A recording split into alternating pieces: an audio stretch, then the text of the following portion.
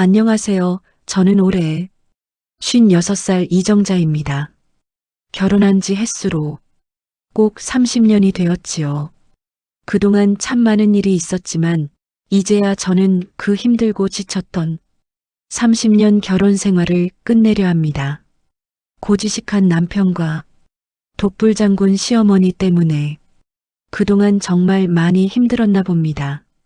저의 인생에 이런 통쾌한 반전이 올 줄은 정말 몰랐습니다. 저는 평생을 참는 것에 익숙한 사람이었습니다. 친정 어머니께서는 늘 여자는 입이 무거워야 복을 받는다 하셨지요. 연애할 때는 그렇게 다정다감했던 남편이었는데 살면서 사람은 변하나 봅니다. 결혼 후 남편은 저의 울타리가 아닌 시어머니의 그림자가 되었지요. 쉬는 날이면 무조건 시댁을 가야 했고 제 친정은 안중에도 없었습니다. 시어머니는 제가 친정에 가는 것을 너무나 싫어하셨고 심지어 결혼하고 나서는 친정 쪽은 고개도 돌리지 말라고 단언하셨습니다. 그때마다 가슴 한구석에 짓무른 상처처럼 외로움과 후회가 쌓였습니다. 남편이 있을 땐 시어머니의 억압을 묵묵히 견뎠지만 저의 침묵은 결코 나약함이 아니었습니다. 그것은 인내라는 낡은 갑옷이었고 훗날 제가 가장 강해질 수 있는 바탕이 되었습니다. 제 인내의 둑이 터진 건 저의 어머니 장례식이었습니다.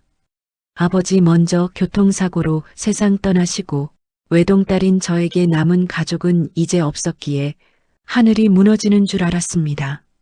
저는 영정 앞에서 펑펑 울며 그동안 자주 찾아뵙지 못한 죄송함에 오열했습니다. 그런데 그 순간 시어머니께서 웅얼거리시며 들어오시더군요. 그리고는 제게 비수를 꽂는 말을 던지셨습니다.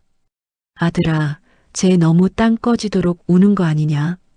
어차피 갈 사람 가는 건데 뭘 그리 꼴값 떨고 자빠졌냐? 빨리 육개장 말고 시래기 된장국 가지고 오라고 해.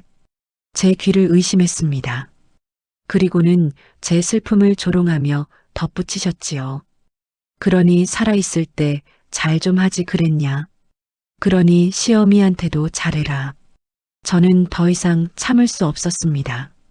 지금 뭐라고 하셨어요? 어머니 돌아가신 자리에서 말을 그딴 식으로 하셔야겠어요. 제가 그동안 참고 살고 있었다고 호구로 보이세요? 친정 엄마 살아계실 때 친정에도 못 가게 했던 분이 그게 할 소리예요? 내가 절대 가만두지 않을 거니 그런 줄 아세요.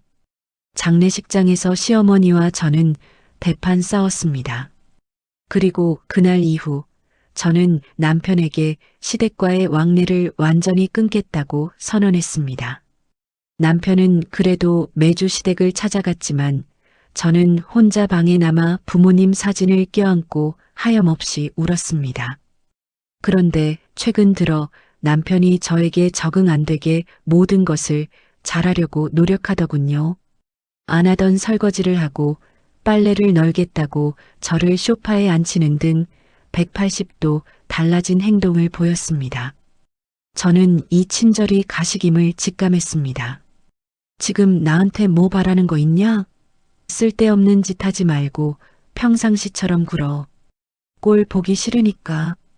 제가 냉대해도 남편은 내가 당신한테 너무 못한 것 같아 후회해서 그래라며 끈질기게 매달렸습니다.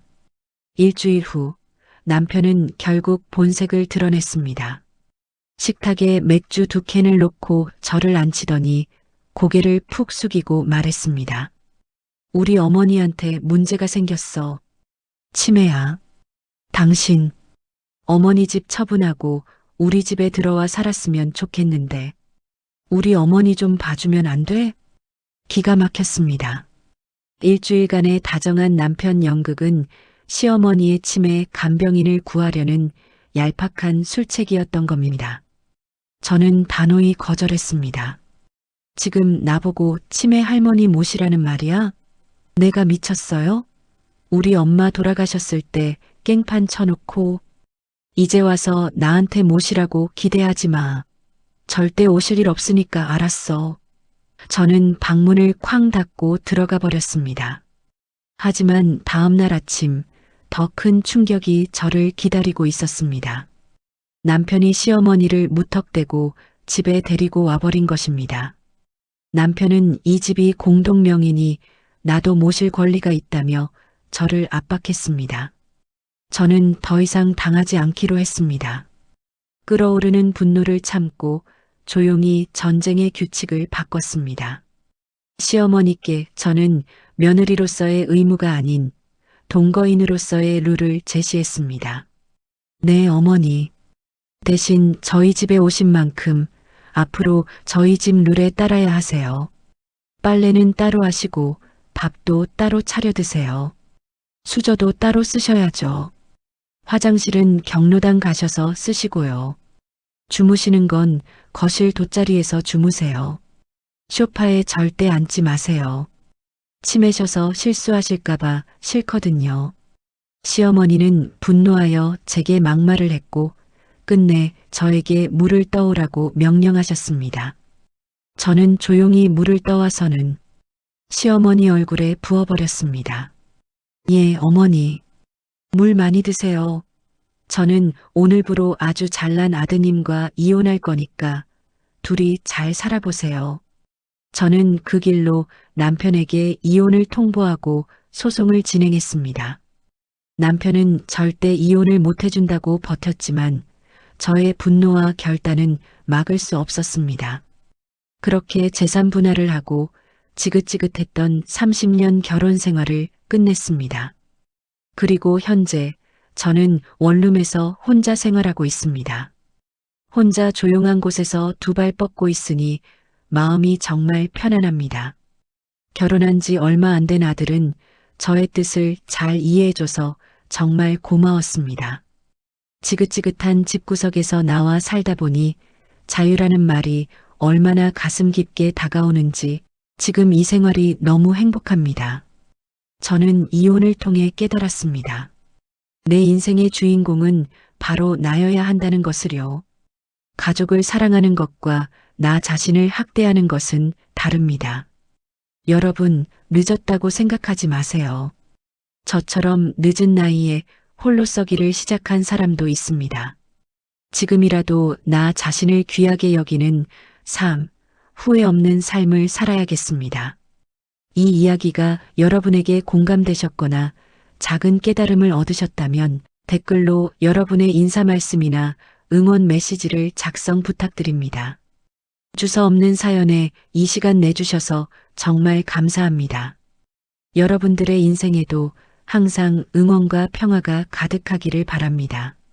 지금까지 시청해 주셔서 감사합니다.